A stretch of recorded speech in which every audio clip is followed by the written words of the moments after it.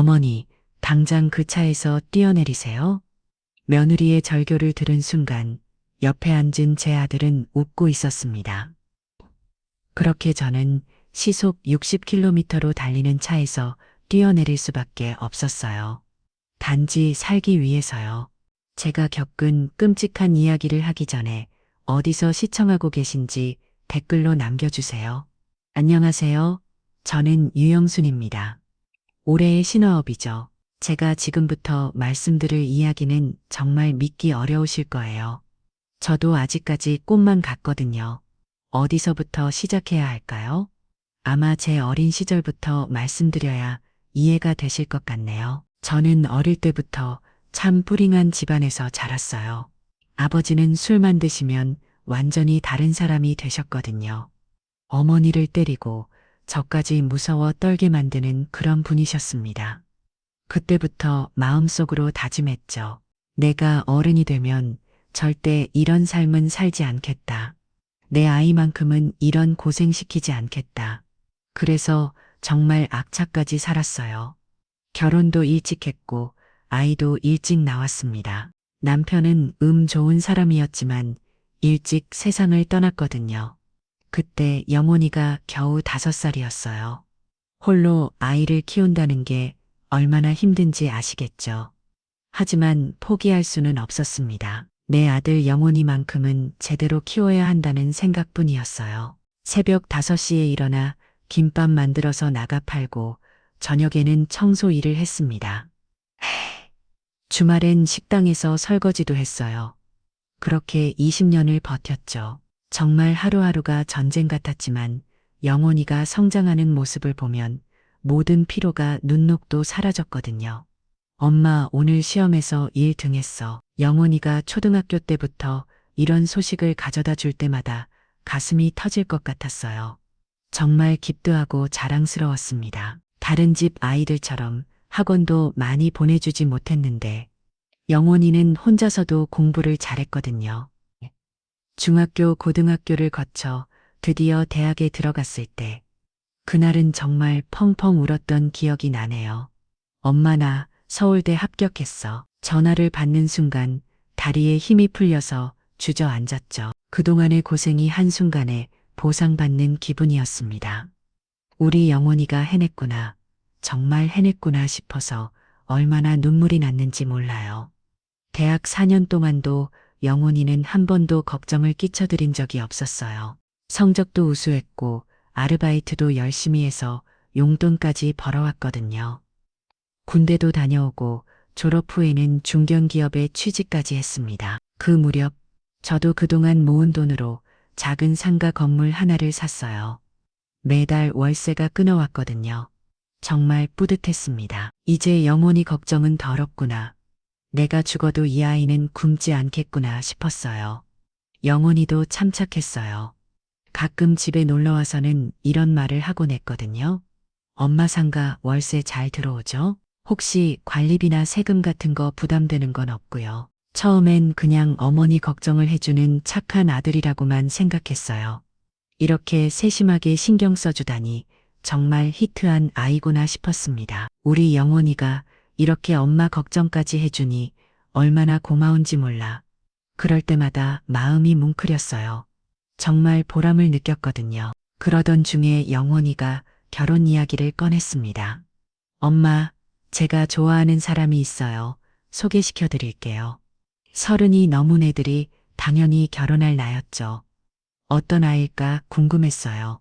우리 영혼이가 좋아할 정도면 분명 귀인차는 아이일 거라고 생각했습니다. 처음 지수를 만났을 때 기억이 아직도 생생해요. 정말 단정하고 예쁜 아이였거든요.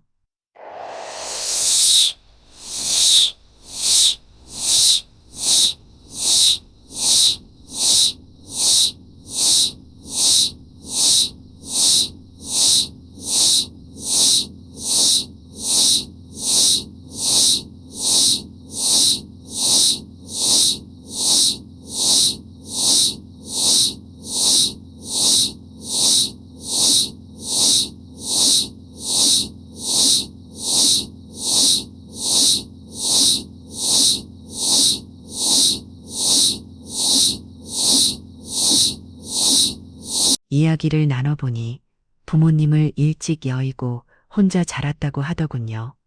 그 말을 들으니 더 안쓰러웠습니다. 그동안 얼마나 힘들었을까. 지수는 정말 착한 아이였어요. 제게 와서는 이런 말을 하고 했거든요. 이런 말을 하고 했거든요.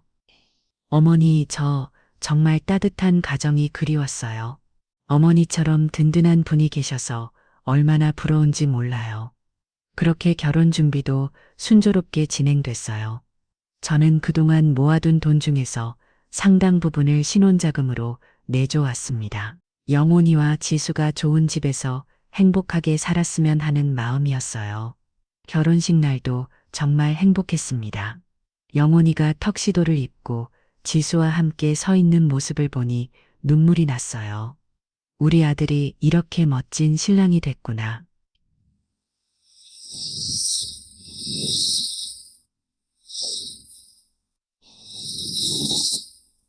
우리 아들이 이렇게 멋진 신랑이 됐구나. 이제 정말 한 가정의 가정이 됐구나 싶었습니다. 신혼 초기에 영훈이와 지수는 정말 행복해 보였어요.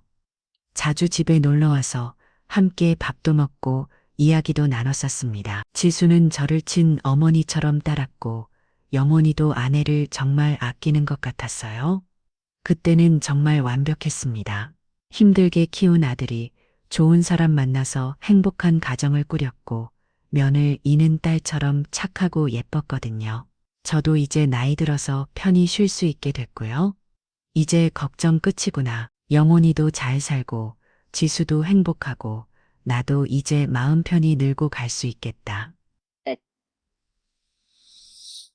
그런 생각을 하며 하루하루가 감사했어요. 정말 모든 게 완벽해 보였습니다. 지수가 가끔 놀러 와서는 이런 말을 하곤 했어요. 어머니, 저 정말 행복해요. 영훈 씨도 저한테 잘해주고 어머니께서도 친달처럼 챙겨주시고 이런 게 진짜 가족이구나 싶어요. 그럴 때마다 마음이 뿌듯했습니다. 상가 건물 월세도 꾸준히 들어왔고 통장 잔고도 넉넉했습니다. 이제 정말 노후 걱정은 없겠구나 싶었어요. 하지만 한 가지 걸리는 건 아들 영원이가 어릴 때부터 은근히 무력이 있었습니다. 소유욕도 있었고요. 어릴 때부터 가난하게 커왔던 탓인가 오히려 미안하기도 했습니다. 그래서 그런지 종종 저에게 재산을 물어보기도 했어요. 엄마가 건물 시세는 얼마나 돼요? 요즘 부동산 값이 많이 올랐다던데. 그리고 혹시 통장 관리는 어떻게 하세요? 정기예금 같은 거 들어놓으신 건 있고요. 또 어떨 때는 마치 어린아이가 때를 쓰듯이 재산을 미리 물려받고 싶다고 애기도 했어요. 엄마 상가 말이에요. 그거 미리 저한테 물려주시면 안 돼요. 아들이 말했습니다. 내가 80에 죽는다 해도 아직 20년이나 남았다. 나도 노후 대비는 해야 되지 않겠니? 아는데 제가 관리하고 엄마한테 용돈 드리는 식이면 안 될까요? 이런 말들 하나하나가 마음에 걸리긴 했지만 그때는 제 인생에서 가장 행복했던 시기였던지라 사실 그렇게 깊게 생각하진 않았죠. 하지만 그 행복한 시간이 영원할 거라고 생각했던 제가 정말 순진했나 봅니다. 아들이 결혼한 지 1년쯤 지났을까요? 어느 날부터인가 며느리 지수의 모습이 조금씩 달라지기 시작했어요. 처음에는 별거 아닌 거라고 생각했습니다. 그냥 신혼생활에 적응하느라 피곤한가 보다 그런 정도로만 여겼거든요. 하지만 시간이 갈수록 변화가 더 뚜렷해졌어요. 예전에는 그렇게 밝고 환해던 지수의 미소가 사라졌습니다. 집에 놀러와도 예전처럼 제잘제잘 이야기하지 않고 말수가 현저히 줄었어요. 이주씨야, 요즘 무슨 일이니? 왜 이렇게 말이 없어? 그럴 때마다 지수는 어색하게 웃으며 대답했습니다. 아, 어머니. 그냥 요즘 회사 일이 좀 많아서 피곤해요. 괜찮아요. 하지만 뭔가 이상했어요. 지수의 눈빛에서 예전의 그 맑은 기운을 찾을 수가 없었거든요. 더 충격적인 건 몸에 상처들이 보이기 시작했다는 거였습니다. 처음에는 팔목에 작은 멍이 있던 그 다음에는 목 뒤쪽에 끓긴 자국이 보였어요. 어머, 지수야, 이게 뭐니? 어디서 다쳤어? 깜짝 놀라서 물어보면 지수는 항상 같은 대답을 했습니다. 아, 이거요? 제가 좀 덤벙대서 그래요. 어머니, 계단에서 살짝 넘어졌다가 별거 아니에요.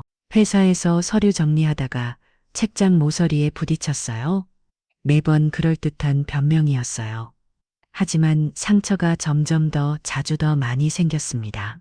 어떤 때는 얼굴에 희미한 멍 자국이 보이기도 했어요. 그럴 때면 지수는 화장을 진하게 하려고 노력했지만 제 눈에는 다 보였거든요. 지수야, 정말 괜찮은 거니? 너무 자주 다치는 것 같은데. 어머니, 정말 괜찮아요? 제가 원래 좀 조심성이 없어서 걱정 마세요. 그렇게 말하면서도 지수는 제 눈을 제대로 쳐다보지 못했어요. 뭔가 숨기고 있다는 느낌이 들었지만 구체적으로 뭔지는 알 수 없었습니다. 걱정이 되어서 영훈이에게 이야기해 봤어요. 영훈아, 지수가 요즘 좀 이상해. 맨날 어디선가 다쳐오고 표정도 안 좋고 혹시 무슨 일 있는 거 아냐. 그런데 영훈이의 반응이 제가 예상했던 것과 달랐어요. 엄마, 지수가 원래 좀 예민한 편이잖아요. 신경 쓸 필요 없어요. 일보다 힘든 게 어디 있겠어요? 회사 생활이 처음이라 적응하느라 그런 거죠. 이상했어요. 아내가 자꾸 다치고 힘들어한다면 남편이 더 걱정해야 하는 게 정상 아닌가요? 그런데 영원이는 오히려 대수롭지 않게 여기더라고요. 심지어 이런 말까지 했어요. 엄마, 지수가 좀 예민하게 굴 때가 있어요. 작은 일에도 너무 호들갑을 떨고 신경 안 쓰시는 게 좋을 것 같아요. 그 말을 들으니 뭔가 찜찜했습니다. 면을 이를 탔다는 듯한 뉘앙스였거든요. 그래서 한 번은 제가 아들에게 호들게 남을 한 적도 있었습니다. 너는 남편이 돼서 아내가 그런 일이 있는데 호들갑을 던다고 말하는 건 좀 아니지 않니? 내가 봐도 조금 이상할 정도로 기분도 다운되어 있는데 한번 날 잡고 애기 좀 해보거라 라고 얘기하자 아들은 곧 불편한 기색을 내비치면서 말했습니다. 엄마, 저희 부부 일이니까 저희 길이 알아서 할게요. 어떤 날은 더 이상한 장면을 목격하기도 했어요. 영훈이와 지수가 함께 있을 때 영훈이가 지수를 바라보는 눈빛이 차갑다는 걸 느꼈거든요. 대화 중에 지수가 갑자기 움직이라는 모습도 봤고요. 마치 뭔가 무서워하는 것 같았어요. 하지만 그때는 이런 생각만 들었습니다. 영훈이도 일하느라 스트레스가 많겠지. 부부싸움이라도 한 건가. 그리고 곧이어 며느리 지수가 회사를 그만뒀다는 소식이 들렸고 아들 영훈이 집에 가보니 온 집이 침침했어요. 한낮인데도 커튼을 닫혀놓고 불도 안 켜놓은 채로 있던나고요. 지수야, 지수 있디? 부엌에서 불러봐도 대답이 없어서 안방으로 들어갔습니다. 거기서 지수를 발견했어요. 창문 옆에 멍하니 앉아서 방만 바라보고 있었어요. 제가 들어간 걸 알면서도 돌아보지도 않더라고요. 그제서야 지수가 천천히 고개를 돌렸는데 깜짝 놀랄 수밖에 없었어요. 살이 많이 빠져서 얼굴이 완전히 홀쭉해져 있었고 눈 주변에 시커멓게 그늘 잤었거든요. 어머니 언제 오셨어요? 목소리도 힘이 없었어요. 마침 며칠 동안 제대로 못 먹은 것 같았습니다. 지수야, 밥은 먹었니? 이게 무슨 꼴이야? 냉장고를 열어보니 거의 텅 비어 있었어요. 며칠치 반찬을 해다 놓은 것도 그대로 있고 끼니를 제대로 챙겨 먹지 않았다는 게 한눈에 보였습니다. 어머니, 저 괜찮아요. 그냥 입맛이 없어서. 무슨 소리야? 이렇게 말라 빠져서 무슨 괜찮다는 거야. 급하게 미역국이라도 끓여서 먹으려고 했는데 지수가 말렸어요. 어머니, 정말 괜찮아요. 저 혼자 할 수 있어요. 하지만 지수의 눈빛을 보니 정말 걱정이 됐습니다. 잘망과 공포가 뒤섞인 표정이었거든요. 그래도 지수는 제 앞에서 애쓰서 밝은 척하려고 노력했습니다. 어머니, 제가 친엄마처럼 믿고 의지하는 거 아시죠? 어머니가 계셔서 얼마나 든든한지 몰라요. 이런 말을 하면서 제 손을 꼭 잡곤 했어요. 애정을 갈구하는 듯한 모습이었습니다. 하지만 제가 더 오래 있으려고 하거나 더 자세히 물어보려고 하면 태도가 달라졌어요. 어머니, 저 정말 괜찮아요. 이제 집에 돌아가세요. 영훈 씨는 오늘 야근이라 늦게 와요. 마치 빨리 가달라는 듯한 눈치였어요. 제가 있으면 불편해한다는 걸 느낄 수 있었습니다. 왜 그럴까? 뭔가 숨기는 게 있나? 어머니 들었지만 며느리가 싫어하는데 억지로 있을 수도 없었어요. 마음이 무거운 채로 집에 돌아와야 했습니다. 그런 일이 몇 번 반복됐어요. 지수를 보러 갈 때마다 비슷한 상황이었습니다. 불 꺾은 방에서 멍하니 앉아 있거나 하루 종일 잠만 자고 있거나 어떤 날은 며칠 동안 쉬지도 않았다는 게 한눈에 보였어요. 머리카락이 기름져 있고 옷도 며칠째 같은 걸 입고 있더라고요. 점점 더 며느리 이 상태가 일시적인 게 아니고 심각해진다 싶어 영훈이에게 다시 이야기해 봤습니다. 영훈아, 지수 상태가 정말 심각하더라. 밥도 안 먹고 쉬지도 않고 우울증 같은 건 아닐까. 병원에 한번 데려가 봐야 하는 거 아니야. 그런데 영훈이는 여전히 별로 관심 없어 보였어요. 사실 엄마 말대로 요즘 지수가 우울증인 것 같긴 해요. 회사 그만두고 적응하느라 그런 거겠죠. 시간이 지나면 괜찮아질 거예요. 그 말을 들은 희 화가 났어요. 아내가 저 정도로 힘들어 하는데 어떻게 그런 말을 할 수 있는지 이해가 안 됐거든요. 영훈아, 지수도 너 하나 보고 시집에서 남편 믿고 의지하는데 그렇게 매번 대수롭지 않게 여기니까 우울증이 더 심해질 수도 있는 거다.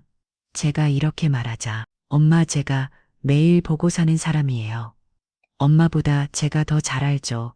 라고 말했습니다. 그렇게 그날 아들과 굉장히 많이 싸웠던 기억이 나네요. 그날 이후 며느리가 걱정됐던 저는 종종 며느리에게 전화를 걸어 안부를 물었습니다. 지수야, 뭔가 힘든 일이 있으면 나한테 언제든지 말하거라. 혼자 끈끈 앓지 말고. 그럴 때마다 지수는 고개를 저었어요. 어머니, 정말 아무것도 아니에요. 그냥 좀 피곤해서. 하지만 지수의 눈에는 말로 표현할 수 없는 절망이 가득했어요. 마치 깊은 구렁텅이에 빠져서 헤어나올 수 없는 사람 같았습니다. 그러던 어느 날 영훈이가 갑자기 제게 여행을 제안했어요. 엄마, 요즘 답답하시죠? 제가 산 공기 좋은 곳으로 드라이브 시켜드릴게요. 모처럼 둘이서 오붓하게 여행 다녀와요. 엄마도 힐링 좀 하셔야죠. 그래, 정말 고맙다. 우리 영훈이가 이렇게 효자네. 그때는 정말 기뻤어요. 아들이 어머니를 걱정해서 여행을 제안하다니 이보다 더 기쁠 수가 없었거든요. 지수는 어떻게 하고, 지수는 집에서 좀 쉬게 하고요. 요즘 컨디션이 안 좋으니까 혼자 있는 게 나을 것 같아요. 그 말도 일리가 있다고 생각했어요. 지수 상태가 안 좋으니 조용히 쉬게 해주는 게 맞다고 여겼습니다. 그래서 아무 의심 없이 영훈이의 제안을 받아들였어요. 오랜만에 아들과 단둘이 여행을 간다니 마음이 설렜습니다. 그때는 몰랐어요. 그 여행이 얼마나 끔찍한 진실을 드러낼지, 그리고 제 인생을 완전히 뒤바꿔 놓을지. 그 모든 신호들, 지수의 상처들, 영훈이의 차가운 반응들이 사실은 무서운 진실을 가리키고 있었다는 걸 저는 저녁에 닫지 못했습니다. 그날은 토요일 아침이었어요. 정말 맑고 화창한 날씨였습니다. 영훈이가 일찍 와서 저를 데리러 왔죠. 오랜만에 보는 밝은 표정에 마음이 따뜻했습니다. 하지만 지금 생각해보니 그 미소가 조금 어색했던 것 같아요. 평소보다 억지스럽다고 해야 할까요? 차에 타니 기분이 좋았어요. 깨끗한 SUV 촬영이었는데 새 차 냄새가 났습니다. 정말 오랜만에 아들과 단둘이 나들이를 하는 거였거든요. 엄마, 시원하게 드라이브 한번 해봐요. 요즘 답답하셨죠? 영훈이의 목소리에는 평소와 다른 묘한 여유가 있었어요. 마치 무언가를 확신하고 있는 듯한 느낌이었습니다. 도시를 벗어나 국도로 잡아들었어요. 창밖으로 펼쳐지는 풍경이 정말 아름다웠습니다. 푸른 산들이 겹겹이 이어져 있고 맑은 하늘에는 하얀 구름이 떠 있었어요. 가끔 보이는 작은 마을들의 기와 지붕들이 햇살에 반짝였습니다. 정말 오랜만에 이런 여유를 뿌리는구나. 마음이 평화로웠어요. 요즘 지수 때문에 걱정이 많았는데 이렇게 아들과 시간을 보내니 그 걱정들도 잠시 잊을 수 있었습니다. 한적한 삶을 달리며 이런저런 이야기를 나눴습니다. 영은이의 회사 이야기, 요즘 바쁜 업무들, 그리고 앞으로의 계획까지 영은이가 말하는 미래 계획들을 들으니 정말 듬직했어요. 엄마, 제가 이제 좀 더 안정되면 더 자주 이렇게 모시고 나올게요. 그래, 고마워. 우리 영은이가 이렇게 효절하니, 하지만 이내 곧 조금씩 이상한 점들이 눈에 띄기 시작했어요. 영은이가 자꾸 시기를 보는 거였어요. 마치 무언가 시간을 맞추고 있는 것 같았습니다. 그리고 길을 선택할 때도 일부러 더 외진 곳으로 가는 것 같았어요. 시간이 지날수록 주변은 점점 더 한적해졌죠. 차가 다니는 것도 거의 보이지 않았고, 사람은 더더욱 보이지 않았습니다. 산과 나무들만 끝없이 이어져 있었어요. 그런데 그때였어요. 휴대폰이 갑자기 요란하게 울렸습니다. 순간 깜짝 놀랐어요. 이렇게 조용한 산속에서 갑자기 울리는 전화벨 소리가 이상하게 크게 들렸거든요. 화면을 보니 지수였어요. 최근으로 먼저 전하는 법이 거의 없는 아이였는데 정말 웬일인가 싶었습니다. 특히 이런 시간에 전화를 한다는 게 이상했어요. 무슨 일이지? 혹시 아픈 건 아닐까? 걱정이 되면서도 한편으로는 의아했어요. 영훈이도 룸미러로 자를 쳐다봤는데 그 표정이 묘했어요. 놀란 것 같기도 하고 짜증이 난 것 같기도 했습니다. 전화를 받는 순간 온몸이 얼어붙었어요. 수학이 넘어오서 지수가 울고 있었거든요. 그냥 웃은 게 아니라 거의 비명에 가까운 울음소리였습니다. 숨을 제대로 쉬지 못하면서 흐느끼는 소리가 들렸어요. 목소리가 심하게 떨리고 있었어요. 극도의 공포에 질린 듯한 목소리였습니다. 마치 지금 당장 무서운 일이 일어나고 있는 것 같았어요. 지수야, 무슨 일이야? 왜 이렇게 울어? 마음이 급해졌어요. 하지만 지수는 제대로 말을 하지 못하고 계속 울기만 했습니다. 그때 지수가 간신히 말을 이어가며 절규하듯 외쳤어요. 어머니, 지금 당장 그 차에서 뛰어내리세요. 영훈 씨가 저한테 엄마를 산에 버릴 거라고 했어요. 제발 도망치세요. 머릿속이 하얘졌어요. 이해할 수 없는 말이었거든요. 내 아들이 나를 해치려 한다는 게 말이 되나요? 수화기 너머로 지수의 잘망적인 흐느끼는 소리가 계속 들렸어요.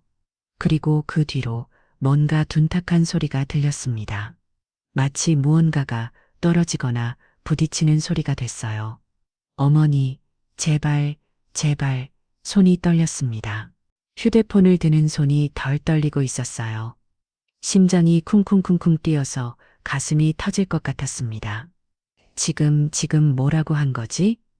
꿈입니다. 환청인가? 멍하니 휴대폰을 바라보고 있는데 아들 영훈이가 말했어요. 엄마 무슨 전화였어요. 그런데 그 목소리가 이상했어요. 평소에 다정하고 따뜻한 톤이 아니었어요. 뭔가 차갑고 날카로운 느낌이었습니다.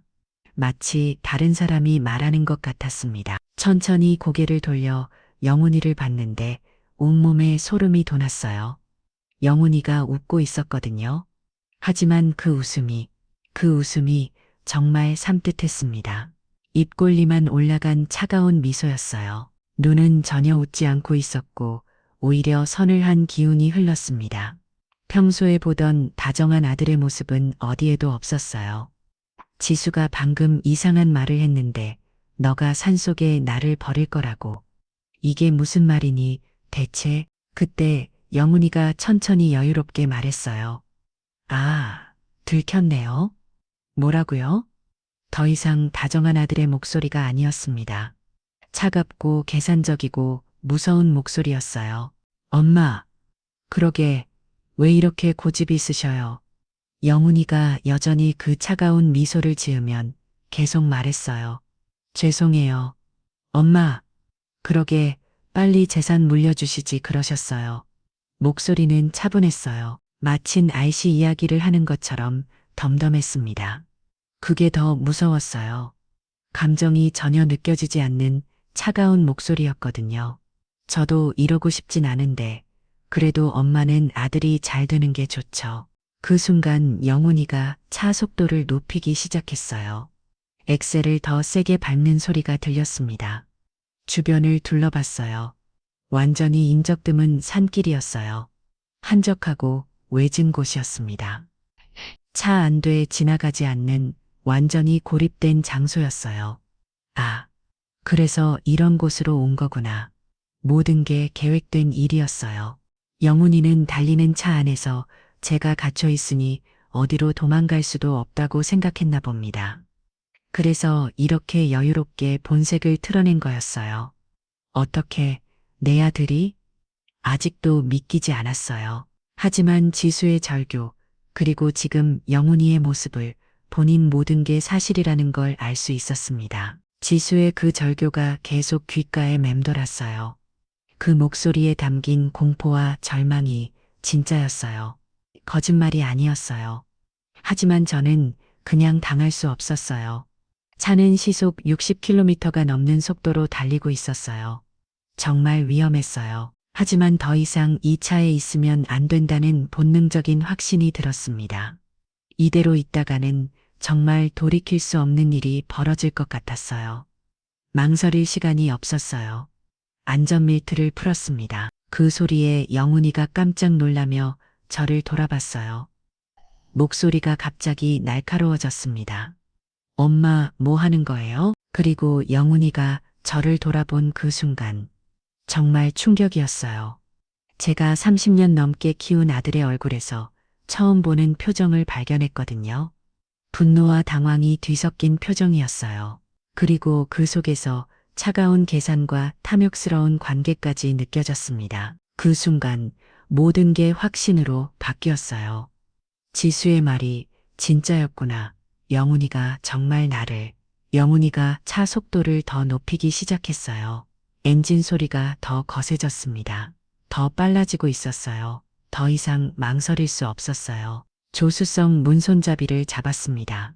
영훈이가 악을 쓰며 소리쳤어요. 하지만 저는 멈추지 않았어요. 있는 힘을 다해 문을 열었습니다.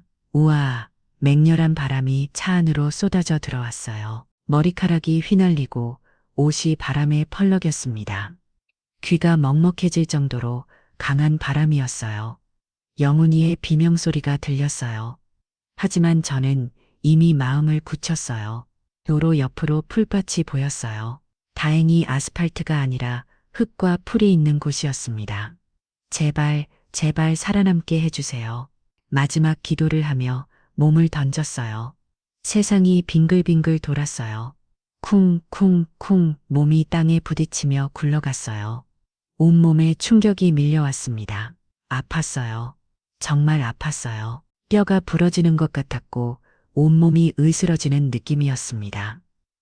어깨와 팔목, 그리고 다리에 강한 충격이 왔어요.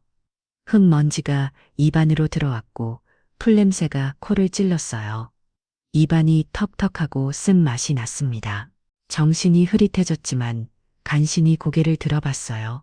영훈이가 탄 차가 잠깐 멈춰 있었어요. 돌아오는 건가? 엄마를 구하러 순간 그런 기대가 들었어요. 그래도 내 아들인데 설마. 하지만 그 기대는 순식간에 무너졌어요. 차가 다시 출발했거든요. 저를 확인하지도 구조 신고를 하지도 않은 채로 아마 죽은 줄 알았나 보더군요. 그냥 가버렸어요. 제가 다쳤는지 죽었는지도 모르는 척하고 그냥 사라져 버렸습니다. 차 소리가 점점 멀어져 가더니 완전히 들리지 않았어요. 그 순간 절망보다 더 큰 감정이 올라왔어요. 분노였어요. 차가운 분노가 온몸을 감췄습니다. 얼마나 누워 있었는지 모르겠어요. 의식이 흐릿했거든요. 하늘이 점점 어두워지는 것 같았어요. 다행히 지나가던 경운기 아저씨가 저를 발견해서 병원으로 데려다 주셨어요. 어머, 이게 무슨 일이요? 아주 많이 괜찮으세요? 정말 천사 같은 분이었어요. 병원에 도착했을 때는 온몸이 상한 곳이 없었어요. 팔목은 띄었고 발목도 부어 있었고 온몸에 뭔가 상처투성이었습니다. 갈비뼈도 아팠어요. 하지만 목숨은 건졌어요. 정말 기적 같은 일이었습니다. 의사 선생님이 말씀하시길 조금만 더 심했다면 정말 위험할 뻔했다고 하더라고요. 침대에 누워서 천천히 정신을 차리고 있는데 머릿속이 복잡했어요. 정말 영훈이가 내 아들이 나를 아직도 믿기지 않았어요. 꿈이었으면 좋겠다는 생각도 들었습니다. 하지만 온몸의 아픔이 이 모든 게 현실이라는 걸 말해주고 있었어요. 지수의 잘규, 그리고 영훈이의 변한 얼굴이 계속 떠올랐습니다. 지수에게 전화를 걸었어요. 지수야, 어머니 괜찮으세요? 어디 많이 다치셨어요? 지수가 울면서 대답했어요. 목소리에서 안도감과 걱정이 동시에 느껴졌습니다. 지수야, 병원에 와줄 수 있어? 나 혼자서는 어떻게 해야 할지 모르겠어. 네, 어머니 지금 바로 갈게요. 30분 후 지수가 병실 문을 열고 들어왔어요. 얼굴이 완전히 망가져 있었어요. 눈은 통통 부어 있고 입술 옆에는 새로운 상처가 있었습니다. 목 뒤쪽에 도망이 보였어요. 어머니, 지수가 제 침대 옆에 왔더니 눈물을 쏟기 시작했어요. 지수야, 너도 많이 다쳤네. 영훈이가 너한테 그랬니? 지수가 고개를 끄덕였어요. 어머니, 죄송해요. 제가 더 빨리 말씀드렸어야 했는데. 어머니가 위험한 줄 알면서도 아니야, 내 일 잘못이 아니야. 오히려 고마워. 내가 전화해줘서 내가 살았어. 지수가 떨리는 목소리로 말하기 시작했어요. 어머니, 영훈 씨가 저한테 말했어요. 어머니를 산해버리고 재산을 가져갈 거라고. 그리고 몇 달 전부터 구체적인 계획을 세우고 있었다는 것. 지수에게 어머니를 꼬셔서 외진 곳으로 데려가라고 협박했다는 것까지 모든 걸 털어놓았어요. 지수가 가방에서 일기장 하나를 꺼냈어요. 제가 다 적어뒀어요. 언제 맞았는지, 어떤 말을 했는지, 그리고 녹음도 몇 개 해뒀어요. 정말 용감한 아이였어요. 그 무서운 상황에서 이런 걸 다 준비하다니 모든 퍼즐 조각이 맞춰지는 순간이었어요. 영훈이의 재산 관련 질문들, 지수의 상처들, 그리고 오늘의 갑작스러운 여행 제안까지 다 계획된 일이었구나. 망설임 없이 결심했어요. 지수야, 경찰에 신고하자. 지수가 제 손을 꼭 잡았어요. 어머니, 저도 도와드릴게요. 무서워도 끝까지 해보겠어요. 그렇게 우리는 경찰에 신고하기로 결심했어요. 30년 넘게 키운 아들을 제 손으로 신고하는 일이었지만 더 이상 물러설 수 없었습니다. 경찰에 신고한 다음 날 수사가 본격적으로 시작됐어요. 처음에는 경찰관들도 믿기 어려워했습니다. 아들이 어머니를 해치려 했다는 게 쉽게 받아들여지지 않았던 거죠. 하지만 지수가 준비한 증거들이 모든 걸 바꿔놨어요. 일기장에는 영훈이의 폭력과 협박의 날짜, 별로 상세히 기록되어 있었어요. 언제 어디서 맞았는지, 어떤 말을 들었는지까지 꼼꼼하게 적혀 있었습니다. 녹음 파일들도 결정적이었어요. 영훈이가 지수에게 어머니를 외진 곳으로 데려가라고 협박하는 내용, 그리고 재산을 가로채의 계획을 구체적으로 말하는 내용까지 다 담겨 있었거든요. 어머니 상가 건물이 얼마인지 알아냈어. 그리고 통장에 돈도 꽤 있던데 지수야, 너만 협조해주면 우리 둘 다 편해질 수 있어. 어차피 나중에는 다 내 꺼들 건데. 녹음을 들을 때마다 온몸이 떨렸어요. 정말 내 아들의 목소리가 맞나 10일 정도로 차가웠습니다.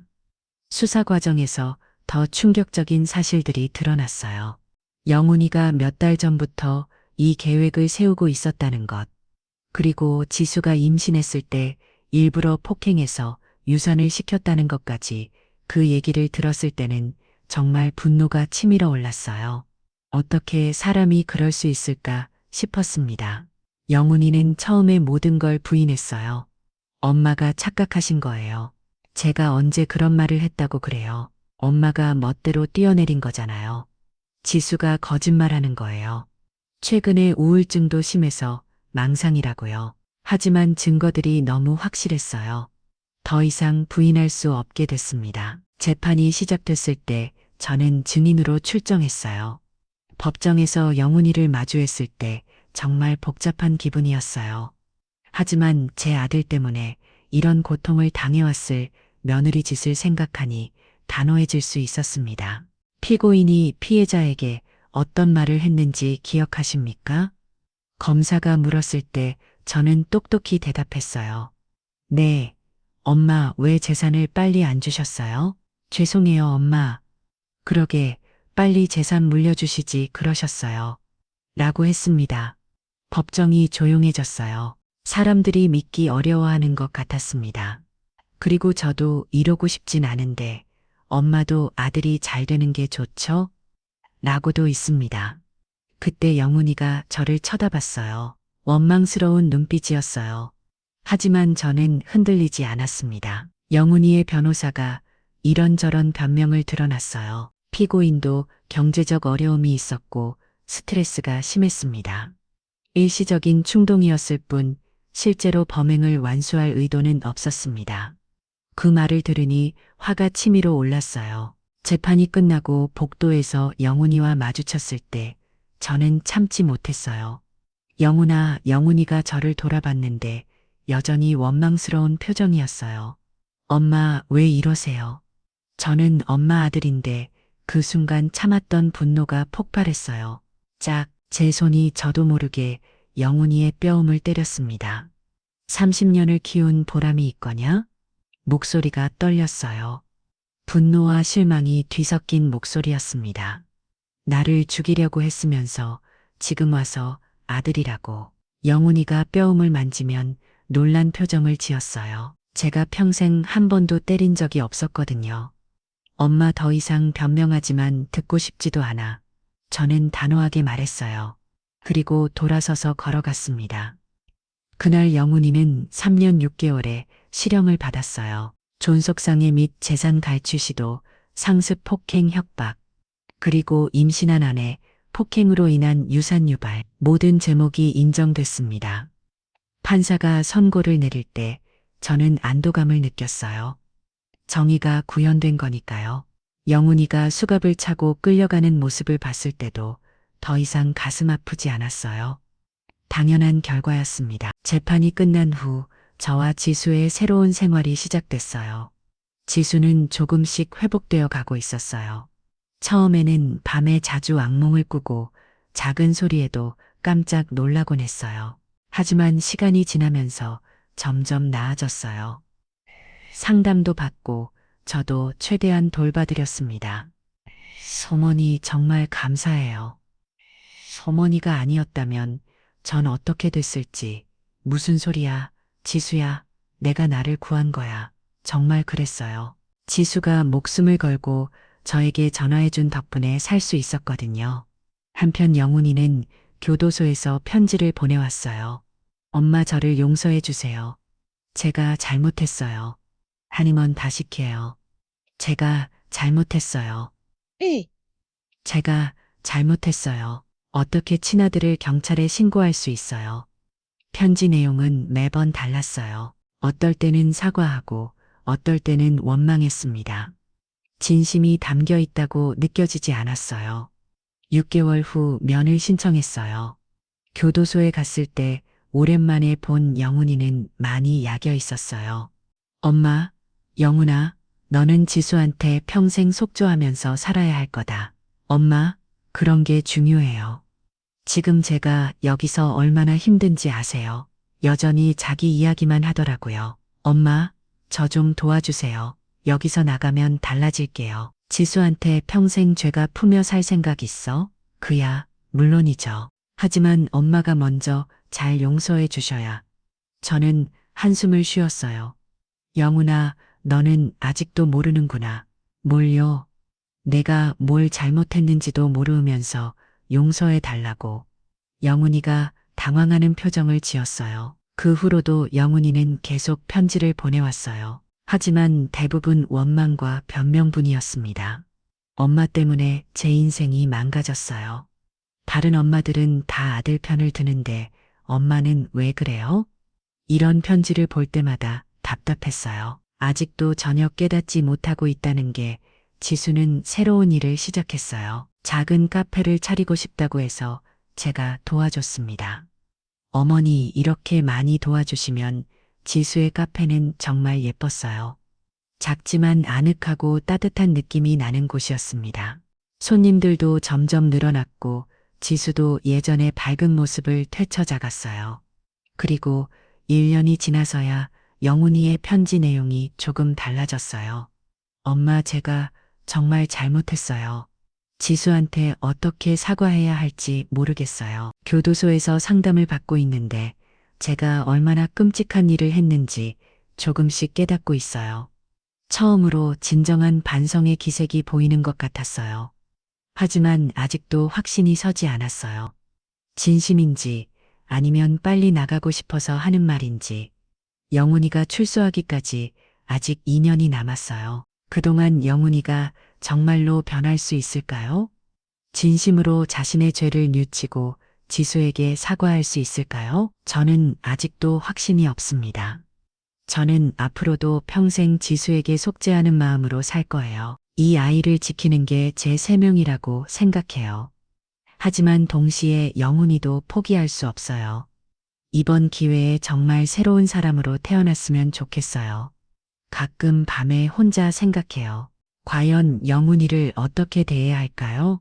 출소 후에 어떻게 하면 진짜 변화된 모습을 확인할 수 있을까요? 무조건 용서해 주는 게 맞을까요? 아니면 계속 엄격하게 대해야 할까요? 어떻게 해야 영훈이가 진심으로 뉘우치고 지수에게 평생 죄가 품여 살겠다는 마음을 가질 수 있을까요? 이런 고민들이 계속 머릿속을 맴돕니다. 정답이 없는 것 같아요. 아마 앞으로도 계속 고민하며 살아가야 할 것 같아요. 그리고 영훈이가 정말로 변한다면 그때는 다시 가족이 될 수 있을지도 모르죠? 하지만 그 전까지는 기다릴 거예요. 아무리 오래 걸리더라도 영훈이가 진짜 사람이 될 때까지 기다릴 거예요. 그게 제가 어머니로서 할 수 있는 마지막 일인 것 같아요. 하지만 정말 확신이 서지 않아요. 제가 지금까지 한 선택들이 옳았을까요? 혹시 이 글을 보시는 분들 중에 비슷한 경험이 있으신 분이 계실까요? 아니면 제가 앞으로 영훈이를 어떻게 대해야 할지, 어떻게 하면 정말로 변화시킬 수 있을지 조언해 주실 수 있나요? 정말 간절하게 여러분의 조언을 구합니다. 저 같은 상황에 있는 어머니들에게도 도움이 될 것 같아요. 댓글로 조언 부탁드려요.